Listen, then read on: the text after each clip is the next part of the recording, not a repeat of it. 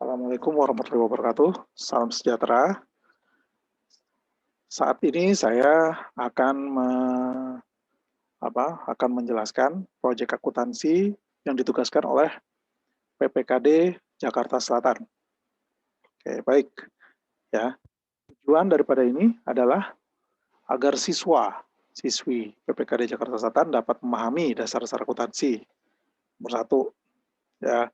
Dan yang adalah untuk mengetahui tentang akuntansi. Apa itu akuntansi? Ya, proses apa yang ada di dalam akuntansi, siklus-siklus apa yang ada di akuntansi, dan dan menyajikan, saya akan katakan menyajikan, ya, menyajikan proses-proses tersebut ke dalam Microsoft Excel.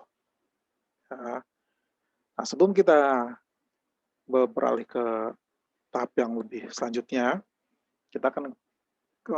saya akan terangkan definisi daripada akuntansi. Ya, saya ambil dari dua ahli, yaitu menurut James F. M. Reeve dan menurut Wes Sherman. Dari dua ahli ini, ya, saya menggarisbawahi kata-kata pengalaman tertulis, ya, pengalaman tertulis. Ini saya terjemahkan sebagai pencatatan, proses pencatatan. Apa yang dicatat di sini, ya, itu adalah kondisi ekonomi perusahaan, ya, di mana pencatatan kondisi ekonomi perusahaan itu merupakan suatu sistem informasi. Apa fungsi informasi tersebut? Menyediakan laporan. Untuk siapa? Untuk pemangku kepentingan. Banyak di sini pemangku kepentingan, entah itu untuk ownernya, untuk owner, kemudian untuk pemegang saham, stockholder, untuk masyarakat, dan untuk pemerintah. Nah, akun-akun yang terdapat di dalam akuntansi itu adalah meliputi harta, kewajiban, modal, pendapatan, dan beban. Ya, apa-apa saja yang ada di harta, baik, kita perhatikan di harta itu ada namanya aktiva lancar, aktiva tetap, aktiva tidak berwujud, dan aktiva investasi jangka panjang. Aktiva lancar meliputi kas, kas, wesel, piutang dagang, persediaan barang. Aktiva tetap itu adalah peralatan kantor, jadi dia tuh yang sifatnya tetap, ya, tidak ini, ada tanah, gedung, temuan tidak berwujud, hak paten, dan jangka panjang. Untuk akun harta. Kemudian untuk akun kewajiban, itu ada namanya utang. Nah, utang ini macam-macam, ya, lancar, ya, terus ada utang yang harus dilunasi dalam waktu jangka panjang, ya, seperti ini. Kemudian ada lagi akun modal. Nah, akun modal itu adalah kekayaan bersih yang merupakan selisih antara aset dan kewajiban. Nah, sumber dari mana? Dari pemilik, instansi, saham, obligasi, ya, itu untuk akun modal. Kemudian ada lagi akun pendapatan. Nah, ya, akun pendapatan ini berisi, ya, segala bentuk penerimaan perusahaan, ya, selama satu periode akuntansi. Kalau itu perusahaan barang, ya, berupa barang, kalau jasa itu adalah berupa jasa. Nah, seperti ini. Kemudian ada lagi namanya akun beban. Nah, akun beban ini penting, ya, karena untuk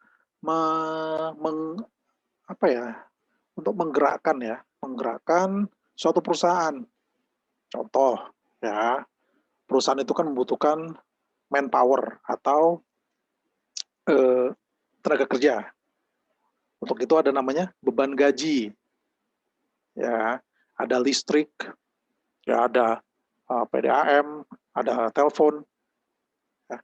Kemudian di luar usaha, atau beban bunga, beban administrasi bank, ya, seperti itu. Nah, kemudian di akuntansi itu ada namanya pos-pos debit dan kredit. Nah, debit itu adalah di sebelah kiri, dan kredit itu adalah di sebelah kanan. Nih, ya, penjelasan seperti ini untuk debit kredit. Nah, kemudian setelah itu, nah, akuntansi ini digunakan biasanya untuk perusahaan dagang dan perusahaan jasa.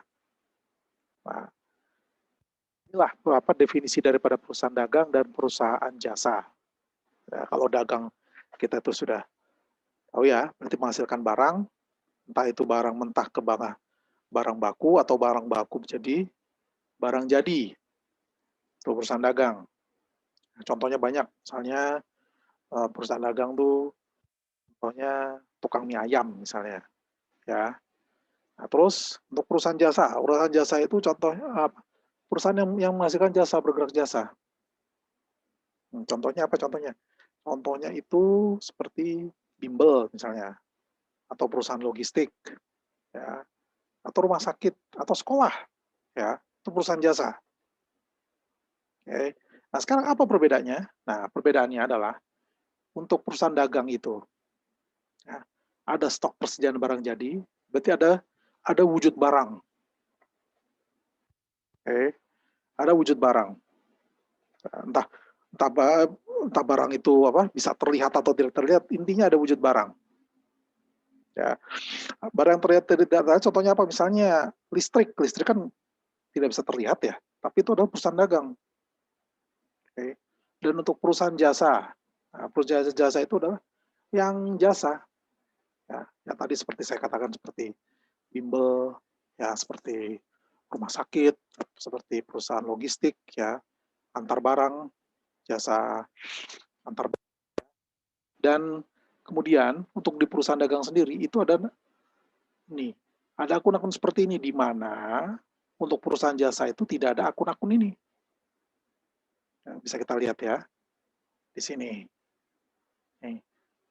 Dan akun yang terdapat pada perusahaan jasa pada transaksi adalah akun pendapatan saja. Ya, tidak ada penjualan, ya, apa harga pokok penjualan, harga pokok persediaan tidak ada. Nah, kemudian setelah kita mengetahui semuanya, mari kita pelajari masalah siklus. Nah, siklus pertama itu adalah tahap pencatatan.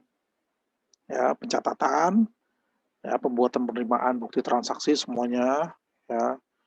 Contoh misalnya tanggal sekian telah dibeli apa barang senilai sekian, tanggal sekian tuan ini menanamkan modal di sini, tanggal sekian ada penerimaan, itu berapa, dan di sini harus jelas, harus jelas. Kemudian setelah itu, ya, setelah dicatat, ya, setelah bukti-bukti transaksi ini itu menjadi dasar untuk pembuatan jurnal.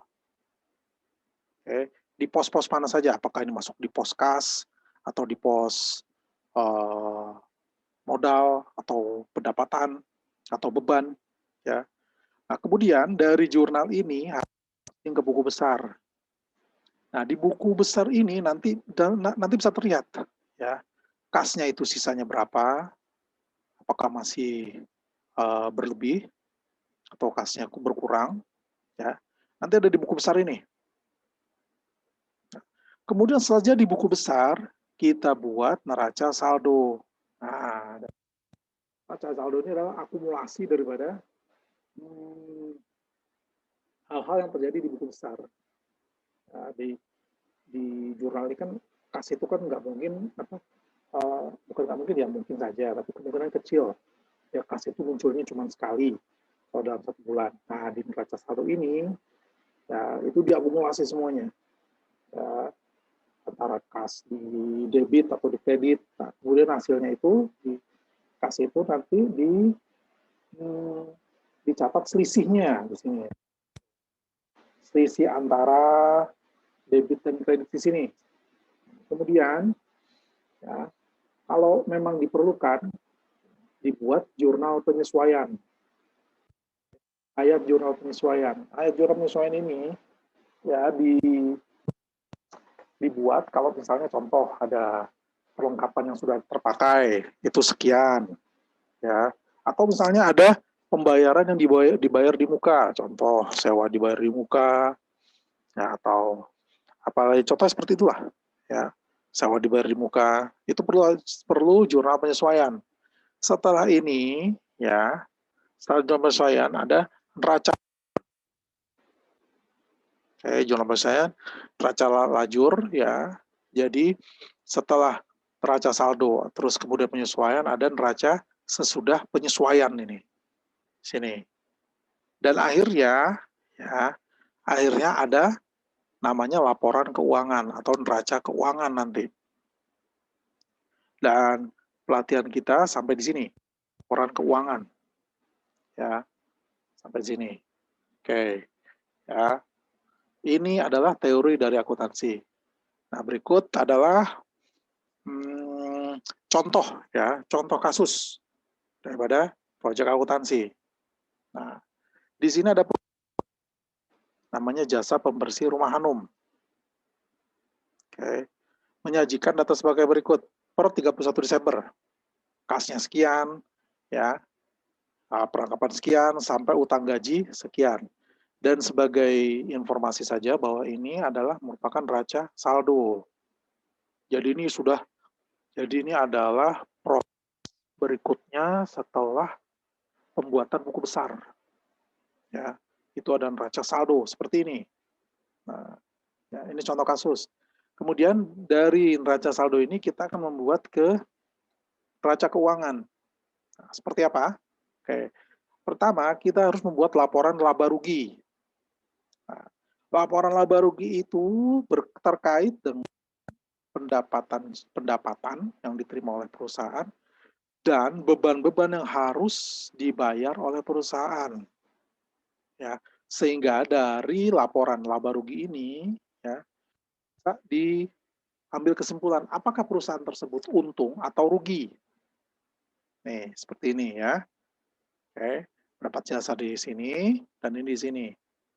Ya, kenapa dipisah seperti ini? Jadi agar kelihatan ya mana yang ini dikurang ini.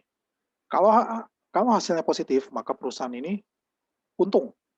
Tapi kalau positif berarti perusahaan ini rugi. Ya. Dan untuk ranah step selanjutnya mengenai perusahaan ini tidak akan dibahas di sini. Ya, jadi hanya cukup sampai sini saja. Nah, kemudian ya, dari angka laba bersih ini, ya, ini dijadikan dasar untuk laporan perubahan modal. Nah, di sini, oke, ya, dipastikan ya bahwa modalnya itu adalah ini modal, ya, modal hanum sekian, ya. Nah, ini di sini. Nah, kemudian di sini ada laba bersih di sini. Laba bersih diambil dari mana? Dari sini tadi. Nih, oke. Kemudian dijumlah, ya. Dan ternyata di pertengahan jalan ya, pertengahan jalan ada prive. Jadi prive ini jadi apa ya? Mengambil uang untuk kepentingan pribadi. 1.250.000. Sehingga perubahan modalnya menjadi 25.433.000. Oke. Dan dari modal akhir ini, hasil modal akhir ini digunakan untuk ya, untuk ke neraca keuangan. Neraca keuangan untuk dimasukkan ke modal sini, ke equity. Oke. Nah, di neraca keuangan ini ditentukan mana aktiva, mana pasiva. Ya, seperti ini. Kasnya sekian, sekian, sekian. Total aktivanya sekian. Dan untuk pasifanya itu ada liability, ada equity di sini. Ya, seperti ini, dan ini. Dan yang ideal adalah ya, alhamdulillah ini sama. Ya, alhamdulillah sama. Ya. Jadi seperti itu ya. Seperti itu hasil daripada proyek akhir saya. Dan di sini ya tidak lupa saya memberikan kredit ya, mengucapkan syukur alhamdulillah kepada Allah Subhanahu wa taala, kepada mama saya dan adik saya dan kepada seluruh staf ya, rekan-rekan di PPKD Jakarta Selatan dan kepada instruktur saya Siama dan kepada Slides Carnival ya yang sudah memberikan free slide-nya seperti ini. Alhamdulillah bagus. Ya. Dan mungkin itu saja dari proyek akhir akuntansi saya. Ya, kurang lebihnya saya mohon maaf. Wassalamualaikum warahmatullahi wabarakatuh. Terima kasih.